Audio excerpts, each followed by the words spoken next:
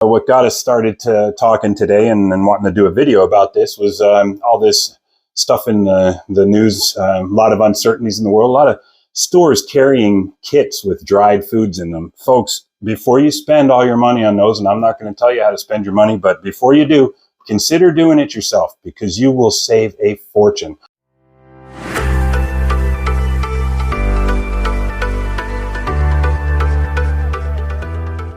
Hey everyone, so if you haven't watched, we did a video on getting started as a homesteader and kind of a step-by-step. We talked about the two most important things, which is getting a budget figured out and then getting your food plan figured out. So today we're in the kitchen. If you're working on a food plan, we wanted to share some of the ways we save money, whether you're growing your own food or going to the store and buying it. This is how we save those extra dollars so that we can buy things that we can't build or make or grow on the homestead. So today we're talking dog treats. More specifically, these are super easy to make and cost a fortune.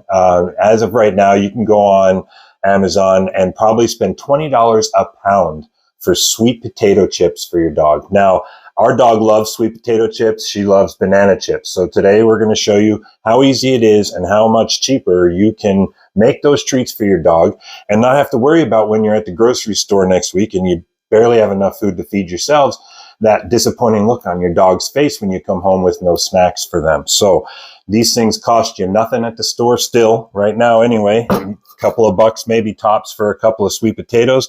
You get them sliced right up.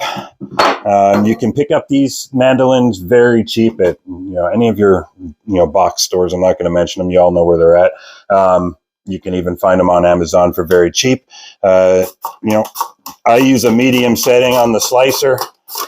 Get them good and sliced. Make sure you use your handy little thing. Trust me, you don't want your knuckles in that blade. And just like that, you get about half a potato done. And that took me less than a minute. And I got my dehydrator here. Now, these things are very inexpensive still as of right now. You can, again, go to your big box stores or your Amazon marketplaces and find these things for very inexpensive. They are going up in price as everything else is going up in price. So that's it. You just line these trays. Some of the bigger, more commercial units out there, you'll see a lot of the more established homesteaders using. We're still getting started, so we're using our little starter model. Now, we got this well before we even moved out of the city and started homesteading. We like to preserve our own foods and make our own trail mixes and that kind of stuff. So a dehydrator is a great way to get started with that. And yeah, just like that, one potato. I know you all are watching, hoping I'll catch myself. Anyway, just like that, you've got treats for the dog. Now, we will set these on the dehydrator at about, every fruit and vegetable has different ideal settings. So if you're really getting into this, there's lots of great recipes out there online for all your different fruits and vegetables. You'd be surprised and amazed as to how many of these things can be dehydrated. And you're saving yourself money at the store. If you're buying things and you're eating things, start thinking about how you can create them for yourself rather than buying them prepackaged. As I said, I was buying these things for my dog for years, and it was costing me essentially $40 per kilogram. So a big bag cost me $20 plus, and that was about half a kilogram of dog treats. And she can go through a bag like that in a week's time, no problem. So at the end of the day, you're spending $1,000 or more on treats. You can do this for a few dollars for sweet potatoes. Bananas are the same thing. I'm not going to bore you guys with sitting here watching me slice up bananas, but these things go bad really quick. You get them from the store, they start browning inside of a couple of days.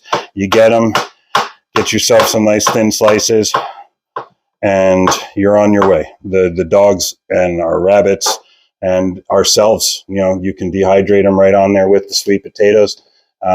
Set it around 135 degrees is what bananas. The thicker you are, the longer they'll have to be on there. I like them a little thicker because they don't curl up and turn into nothing.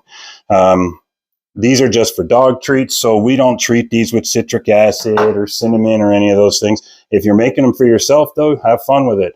The kids want a nice healthy snack. You can get these things dipped in some orange juice or just regular citric acid if you have citric acid, and sprinkle them with cinnamon. There's all kinds of fun things you can do with bananas, avocados, all kinds of stuff out there that you probably eat on a regular basis, and you might be sacrificing here and there because you may not have it in the budget to get them. These are ways to find things on sale, preserve them, and when you're done, when they come out of the dehydrator, you're going to have a nice airtight container. We just throw ours in a reusable Ziploc bag. They stay nice and dry, nice and crunchy, and I'm telling you, there's nothing on them, and the dog just loves them.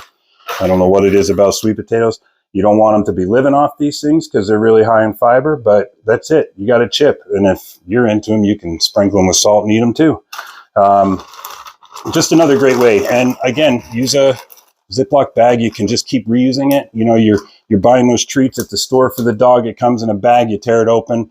You know, most of them reseal nowadays, but you know, when you're done with it, it goes in the trash, and you're just wasting money, throwing more money away, right? So start thinking on those lines and see how you can save yourself a few bucks at the store, and stop throwing away your containers. If you are buying jams and sauces and peanuts and anything, those jars come with a lid, and if it has that little rubber seal inside, you can use those containers to keep your dry goods and your dehydrated foods nice and safe and secure. This is about 2 years old, this soup mix here.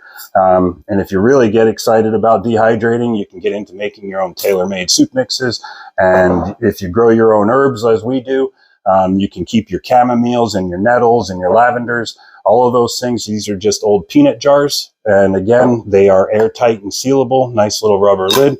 It will keep those things nice and dry, and you don't have to worry about moisture getting in there and turning your stuff bad. And yeah, just another great way to stretch $1 at the store. Okay, so we've got our slices here on our trays. A lot of these units are great. They can handle several trays at a time.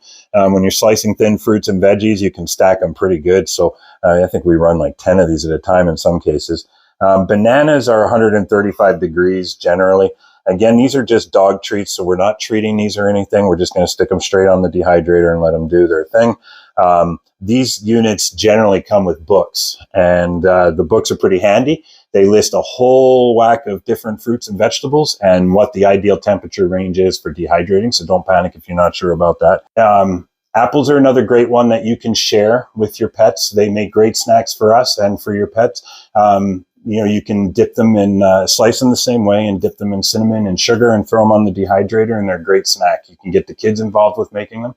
They may not be as entertained as Fortnite making dehydrated food, but they'll thank you for it later because they'll have a skill, and they'll have a great snack that they can make for themselves or their kids later on in life. If you're into jerky, jerky is another thing I used to spend a fortune on at the stores, buying it by the package. Since we've progressed into homesteading and raising our own meats, and making jerky on these things is super easy if you don't have a smoker.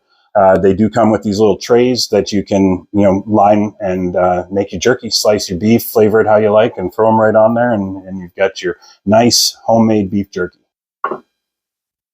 Okay, so we've been doing this for years, but what got us started to talking today and wanting to do a video about this was all this stuff in the news, a lot of uncertainties in the world, a lot of stores carrying kits with dried foods in them. Folks, before you spend all your money on those, and I'm not going to tell you how to spend your money, but before you do, consider doing it yourself because you will save a fortune.